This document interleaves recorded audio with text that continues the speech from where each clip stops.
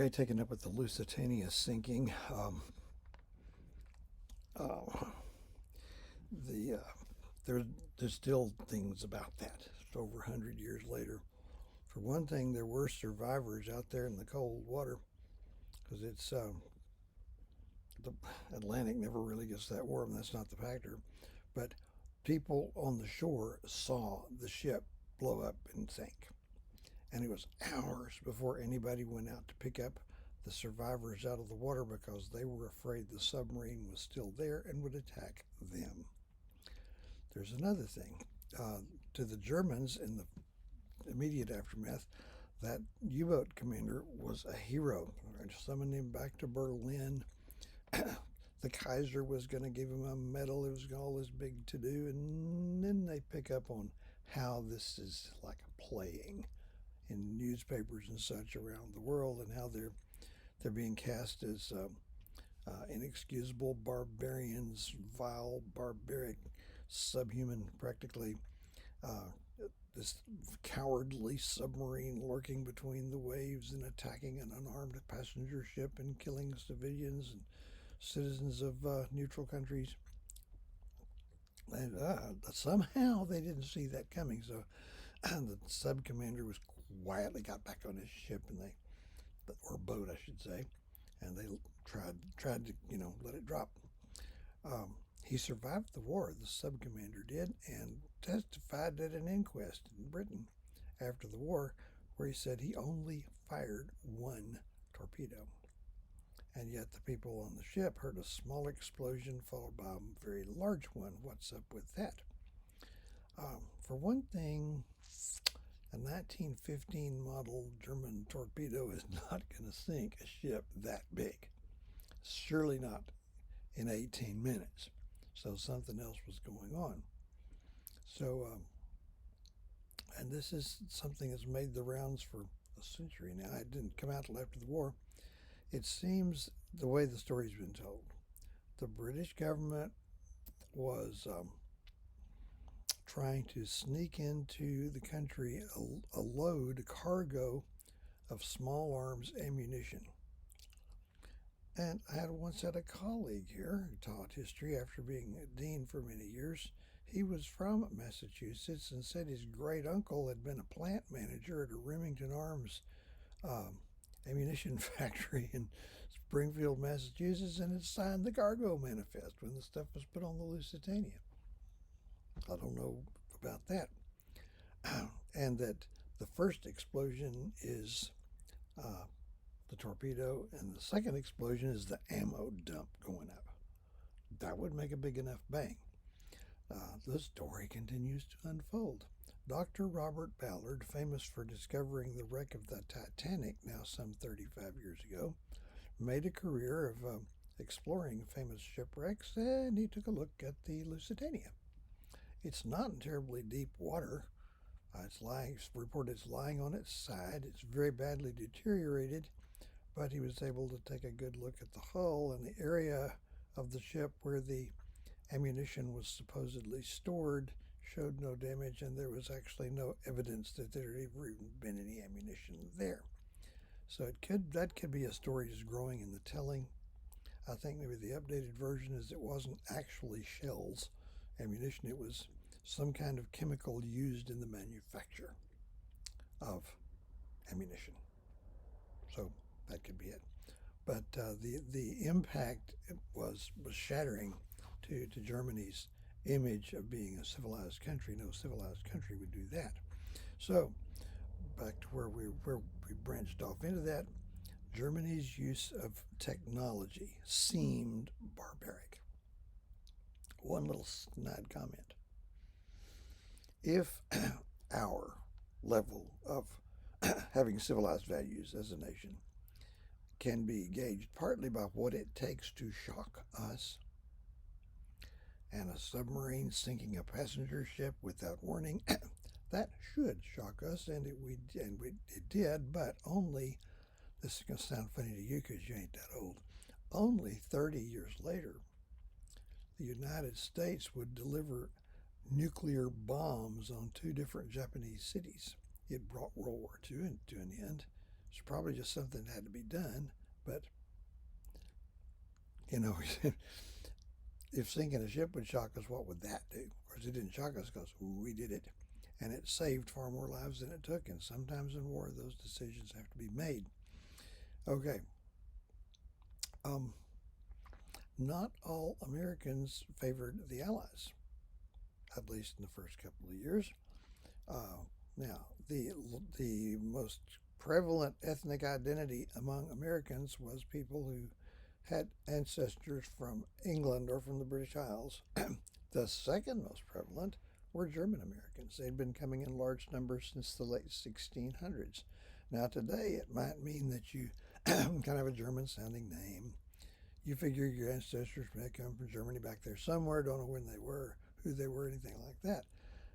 A little over 100 years ago during World War I, it might mean that you grew up speaking German in the home, that you belonged to any of a number of organizations dedicated to preserving German culture in the New World, that you corresponded or wrote letters back and forth regularly to relatives in the old country. Now remember, this is not World War II, this is World War I. There's no Hitler monster in the picture. There's no particular reason why people of German ancestry shouldn't support the land of their ancestors, and a lot of them did. There's another group that might surprise you unless you think about it, and that would be Irish Americans.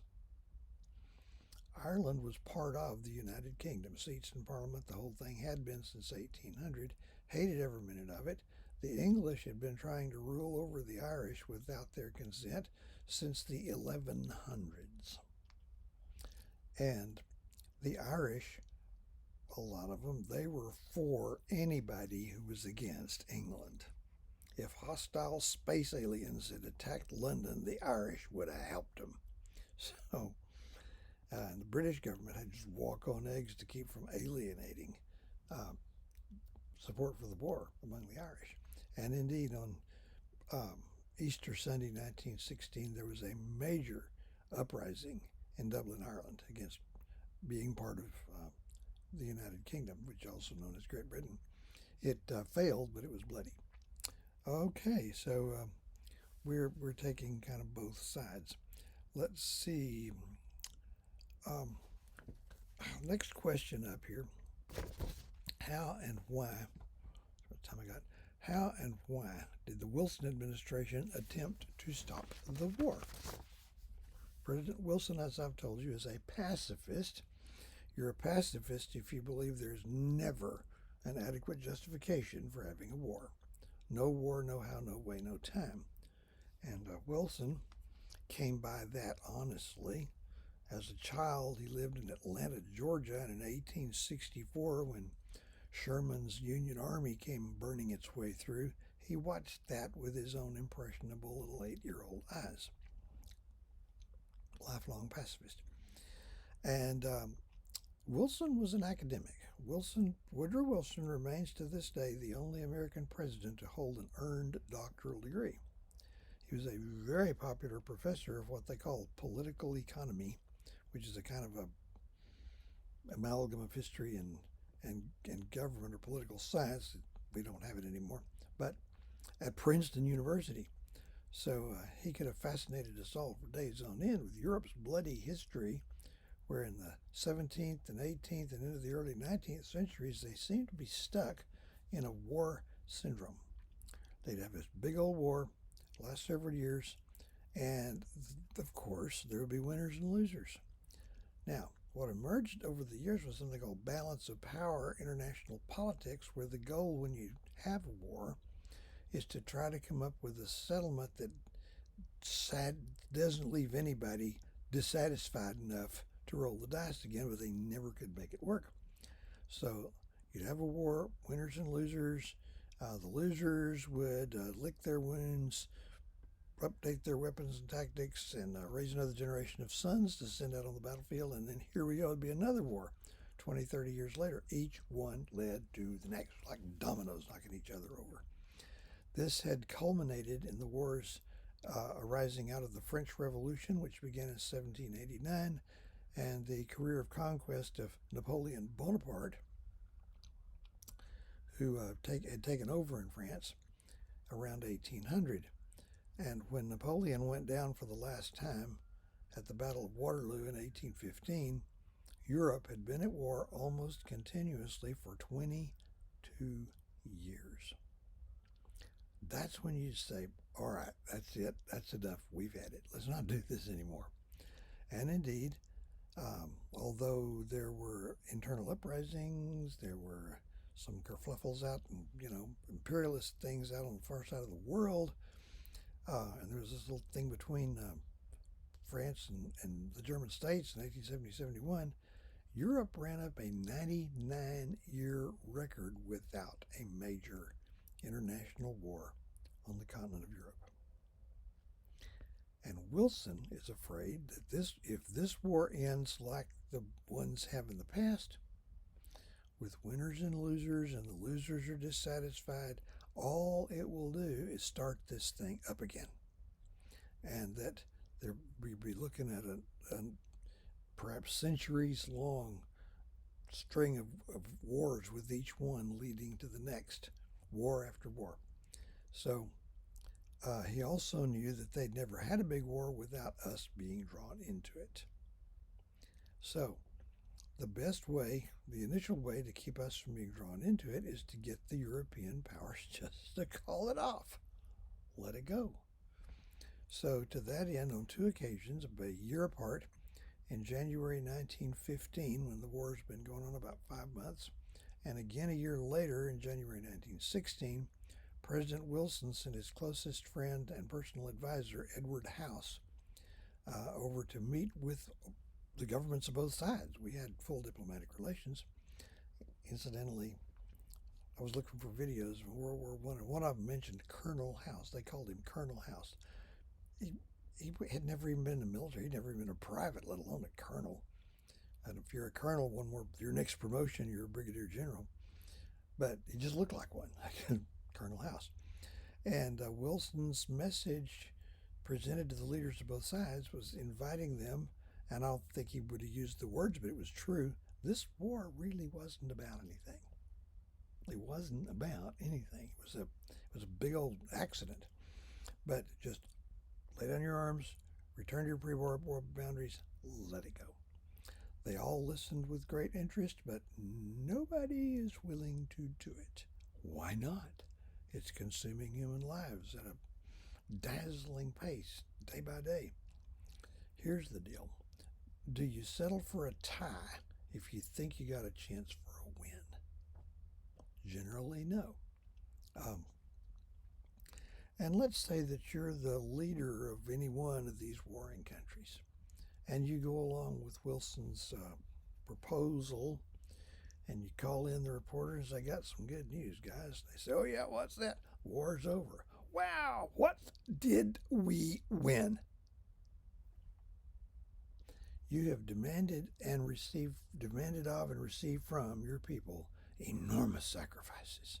They've gone hungry, they've endured shortages, they've sent their menfolk out to be slaughtered, and you can't just call it off without there being something to show for it.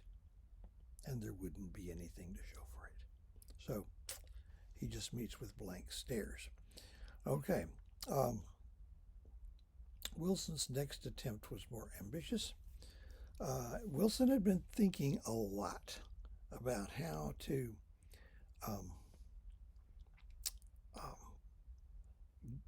set up some mechanism that would head off future wars.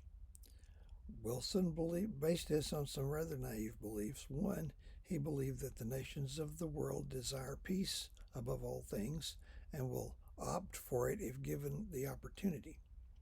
And that if there was some kind of international organization which could work out international disputes short of war, that would do the trick. And they would go for that. So, I will take this up when we get to part 6 momentarily.